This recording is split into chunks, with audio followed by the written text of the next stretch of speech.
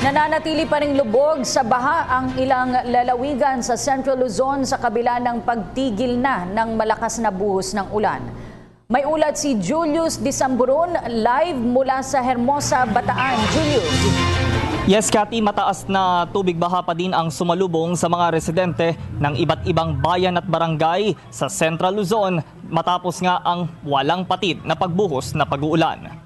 Binaybay ng PTV News ang mga lalawigan ng Bulacan at Pampanga. Sa kabila ng unti-unting pagganda ng panahon, kitang hindi pa din bumababa ang tubig baha. Sa FT Reyes Street, Santo Rosario, Malolos, Bulacan, umabot ng tuhod ang baha. Isa ang bahay ni Aling Marieta sa mga apektado nito. Diin niya, first time daw nangyari ang pagbaha sa kanilang lugar. Dahil sa baha, ilang bata tuloy ang nagkasiyahan at nag-swimming, gayon din namingwit ng mga isda. Paliwanag naman ni Malolos Mayor Christian Natividad, bukod sa bahang dulot ng habagat ay sumabay din ang high tide na umabot ng 4 feet ang taas. Sa kabila daw nito, wala namang naitalang casualty o evacuees sa kanilang syudad. Narito ang kanilang magkakasunod na pahayag. 4 days na kami lubog. Pero so far, okay lang kasi dito umuuho ang tubig ng high tide tsaka dam. Ulan. Ulan. So lagi pag umuulan, expected yung ganito ng... No, first time lang ito ngayon. Mahigit ano na yan? 1 kilo na yan. 1 kilo. Tapos saan nyo dadalhin? Wala, sa ulamin. Ang ulamin. Kasi bebenta. Okay, bakit mo ulit?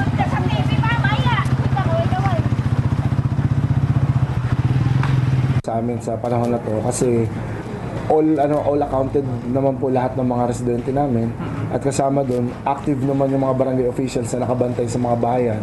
So we decided na mas safe sila kung nasa bahay pa sila. Hanggang doon sa pinakamataas na tubig sa amin na inabot dito.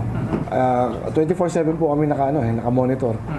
Sa lahat ng mga ganun din sa monitoring team ng Pag-asa ay nakamonitor kami sa kanila para nga po makapag-prepare kami na mas maaga kung ano man yung idudulot pang paglakas ng ulan pa na to sa atin. Pati yung equipment niyo. Yes. Ready. Standby na kami for the past week na. Kati, sa Guagua naman sa may Pampanga hanggang tuhod na lang ang pinakamataas na baha. Pero lubog pa din ang ilang ari-arian dito. Ang ilang kalsada lubog din sa tubig baha. Kaya ang ilang mga sasakyan hindi makadaan. Nagpadagdag din sa pagbagal ng usad ng mga sasakyan ang mga residenteng namimingwit ng mga buhay na tilapia na napunta sa mga daanan, lubog na palayan at pati sa garahe ng mga sasakyan. Tumulong na din ang Guagua Police Office para ibsan ang traffic sa lugar. Ayon sa Guagua Office o ayon sa ulat, ang Guagua ang pinaka-naapektuhan ng walang tigil na pag-uulan kung saan 22 barangay ang lumubog sa gabaywang na baha.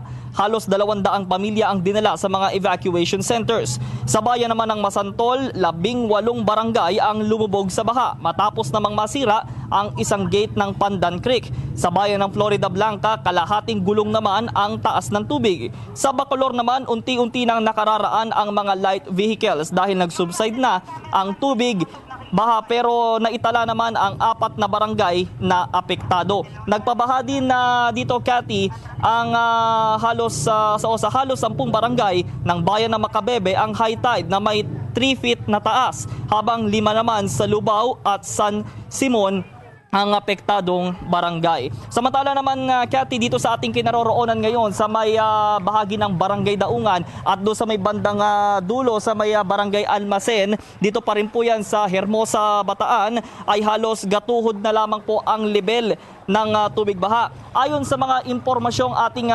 nakalap, itong lugar na ito na ating kinaroroonan ang nagsisilbing catch basin kapag ganito pong nagkakaroon ng malalakas na pag-uulan o may mga dumarating po na mga sama ng panahon. May inihanda din pong mga bangka ito pong mga residente dito upang maging alternatibo nilang transportasyon, lalo na po dun sa mga lugar na malalalim na kung saan nga po dulot pa rin po ito ng habagat na pinaigting po ng isang low pressure area.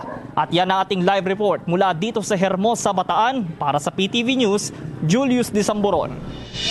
Maraming salamat at ingat kayo dyan, Julius. Ako po si Cathy San Gabriel. Subscribe na sa PTV YouTube channel. I-click lang po ang subscribe button.